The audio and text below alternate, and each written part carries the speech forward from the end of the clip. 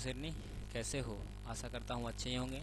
तो आज हम लोग फिर से मौजूद हैं क्लास 12th का केमिस्ट्री का जो है पाँचवा लेक्चर लेकर, जिसमें हम लोग जितना भी पाँचवा लेक्चर का ऑब्जेक्टिव होता है उन सभी को आज हम लोग देखने वाले हैं और आपचिक स्टाइल में जो है इसको क्या करेंगे भाई साहब, तो सॉल्व भी करने वाले हैं। ठीक है, तो आइए बिना किसी देरी की शुरू करते हैं। पहला है कि 198 क्या है? 198 1 ग्राम चारकोल के द्वारा निम्नलिखित में से किस गैस पर सबसे अधिक आयतन अधिशोषित होगा? H2 पर, CH4 पर, CO2 पर या NH3 पर? तो आपको यहाँ पर सही आंसर याद रखना है कि NH3 पर जो है सबसे अधिक होगा। नेक्स्ट है कि निम्नलिखित में से किस विधि द्वारा कोलाइड विलयन का शोषण किया जाता है? पेप्टिकरण, स्कंदन या अपोहन या फ्लूकेशन? तो आपको यहाँ पर सही आंसर याद रखना है कि यह जो है मुख्य रूप से अपोहन द्वारा किया जाता है। नेक्स्ट है कि रासायनिक अधिशोषण में कितनी परतें होती है? 1, 2, अनेक या शून्य? तो आपको यहाँ पर सही आंसर याद रखना है कि इसमें जो है मुख्य रूप से एक अधिशोषण होता है। नेक्स्ट है कि भौतिक अधिशोषण में लगभग ऊष्मा उत्सर्जित होता है कितना? 20 से 40, 60 से 80, 40 से 60 या 40 से 100? तो आपको यहाँ पर सही आंसर याद रखना है कि ऑप्शन नंबर क्या होगा? ये हो जाएगा। नेक्स्ट है कि रासायनिक अधिशोषण अभिक्रिया है उत्क्रमणीय, अणु उत्क्रमणीय, बहुलकीकरण या इनमें से कोई नहीं? तो आपको यहाँ पर सही आंसर याद रखना है, क्या होगा? तो ऑप्शन नंबर बी हो जाएगा, अणु उत्क्रमणीय है। नेक्स्ट है कि निम्नलिखित में से किसमें टिंडल प्रभाव नहीं पाया जाता है? चीनी के घोल में या सोने का कोलाइड घोल में या इमल्सन में या सस्पेंशन में? तो आपको यहाँ पर सही आंसर याद रखना है कि ऑप्शन नंबर क्या हो जाएगा? ए हो जाएगा, जिसमें क्या नहीं, टिंडल प्रभाव नहीं पाया जाता है। नेक्स्ट है कि ताजे अवक्षेप में क्लोराइड में बदल जा सकता है, कौन सा? तो इस चारों में से आपको बताना है कि कौन सा होगा। तो आपको यहाँ पर सही आंसर याद रखना है कि ऑप्शन नंबर जो है मेरा सही जो है बी होने वाला है। ठीक है, नेक्स्ट है कि किस गैस के अवशोषण चारकोल के द्वारा सबसे अधिक होता है? CO, NH3, NCl3 या H2? तो आपको यहाँ पर सही आंसर याद रखना है कि ऑप्शन नंबर क्या हो जाएगा? ओ हो जाएगा, कार्बन मोनोऑक्साइड। अगला है कि P2O5 अच्छा है एक क्या चाहिए? अधिशोषण, अवशोषण या अवकारक या रंग विनाशक? तो आपको यहाँ पर सही आंसर याद रखना है कि यह जो है मुख्य रूप से एक अवशोषक है। नेक्स्ट है कि डॉयलिन नामक एंजाइम का स्रोत है आंत जीव का लार या अमाशय या अग्रनाशय? तो आपको यहाँ पर सही आंसर याद रखना है, यह जो है जीव के लार से होता है। अगला है कि निम्नलिखित में कौन लायोफिलिक कोलाइड नहीं है? दूध, कुहासा, गोंद या खून?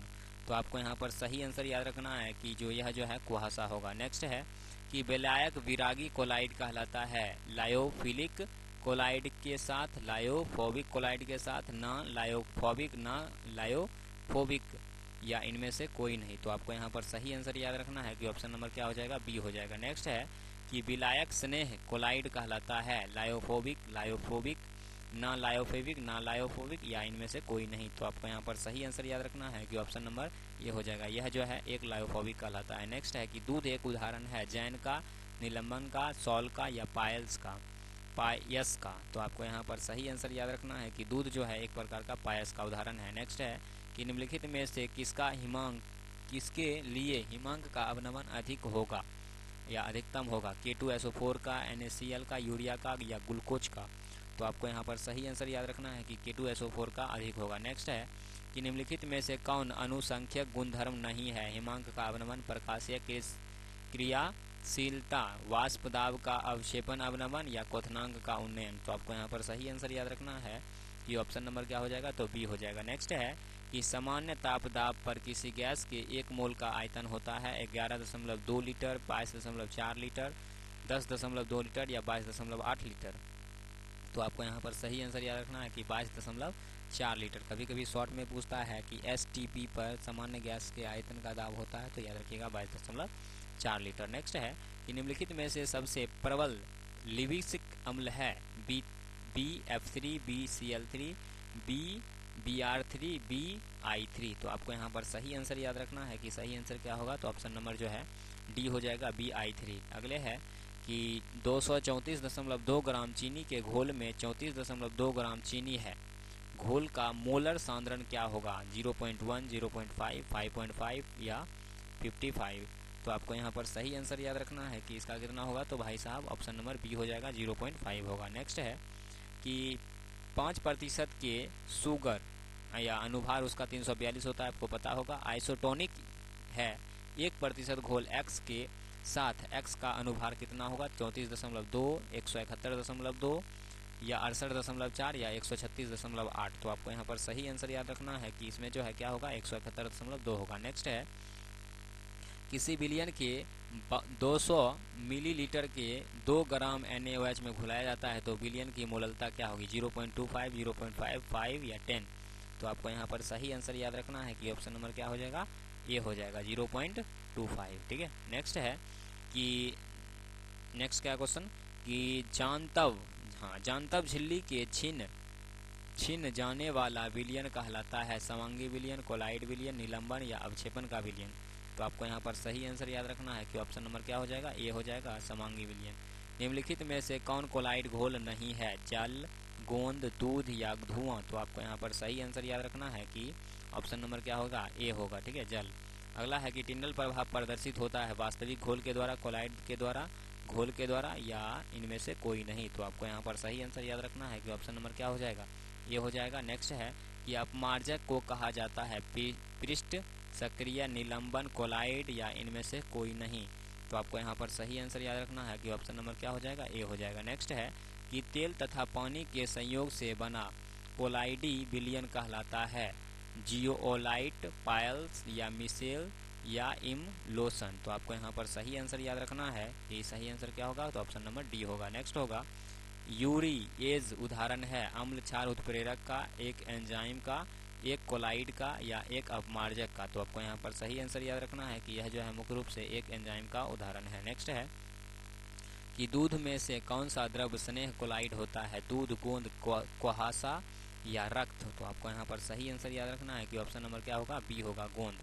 अगला है कि निम्नलिखित में से किसमें टिंडल प्रभाव संभव नहीं है, निलंबन में, शर्करा विलयन में, पायस में या स्वर्ण सॉल में। तो आपको यहाँ पर सही आंसर याद रखना है कि ऑप्शन नंबर क्या हो जाएगा, सी हो जाएगा। नेक्स्ट है कि रक्त का आवेश पाया जाता है शून्य, ऋणात्मक, धनात्मक या गैस के साथ। तो आपको यहाँ पर सही आंसर याद रखना है कि ऑप्शन नंबर क्या होगा, बी हो जाएगा। नेक्स्ट है कि द्रव्य स्नेह कोलाइड के स्थायित्व का प्रमुख कारण क्या है, आकार, घनत्व या आवेश या द्रव्यीकरण। तो आपको यहाँ पर सही आंसर याद रखना है कि इसका मुख्य कारण जो है क्या होगा, तो आवेश होता है। नेक्स्ट है कि एंजाइम का मुख्य अवयव होता है प्रोटीन, वसा, कार्बोहाइड्रेट या हार्मोन। तो आपको यहाँ पर सही आंसर याद रखना है कि इसका जो है प्रोटीन होगा। नेक्स्ट है कि शीत कक्ष प्रक्रम में प्रयुक्त उत्प्रेरक होता है N2O, H2SO4 या MnO2 या HNO3। तो आपको यहाँ पर सही आंसर याद रखना है कि सही आंसर क्या होगा, तो भाई साहब N2O होगा। नेक्स्ट है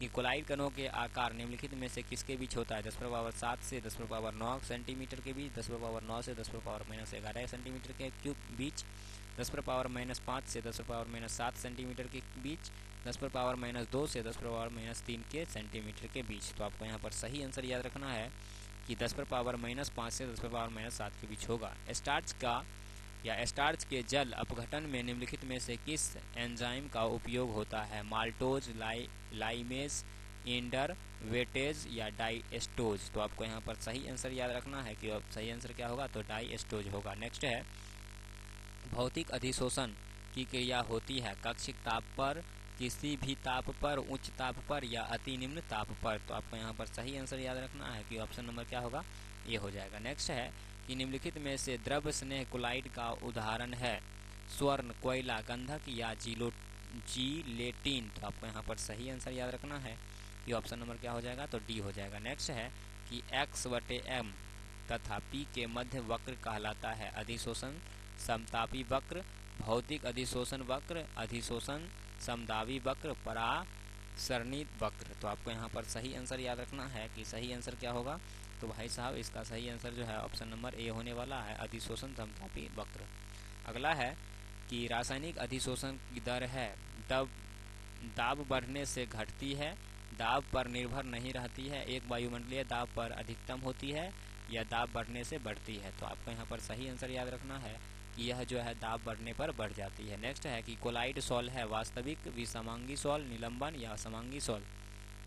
तो आपको सही आंसर याद रखना है कि यह जो है एक प्रकार का विसमांगी सॉल है। नेक्स्ट है कि साबुन ग्रीस को किसके द्वारा निकाला जाता है, अधिशोषण के द्वारा, अस्कंदन के द्वारा या इमाइलीसीकरण के द्वारा या किसी से नहीं। तो आपको यहाँ पर सही आंसर याद रखना है कि इसे जो है मुख्य रूप से इमाइलीसीकरण के द्वारा निकाला जाता है। नेक्स्ट है कि उत्प्रेरक एक वस्तु है जो उत्पादन के समयवता सांद्रण को बढ़ा देता है या प्रतिक्रिया के समयवता स्थिरांक को परिवर्तित कर देता है। समयवता या समयावस्था स्थिरांक प्राप्त करने के लिए समय को कम कर देता है, प्रतिक्रिया में ऊर्जा प्रदान करता है। तो आपको यहाँ पर सही आंसर याद रखना है कि यह मुख्य रूप से जो है समयावस्था प्राप्त करने के लिए समय को कम कर देता है। नेक्स्ट है कि निम्नलिखित में ठोस समुदाय कौन है, धूम्र, संश्लेषण जेम, केक या प्यूमिन्स पत्थर। तो आपको यहाँ पर सही आंसर याद रखना है कि यह जो है मुख्य रूप से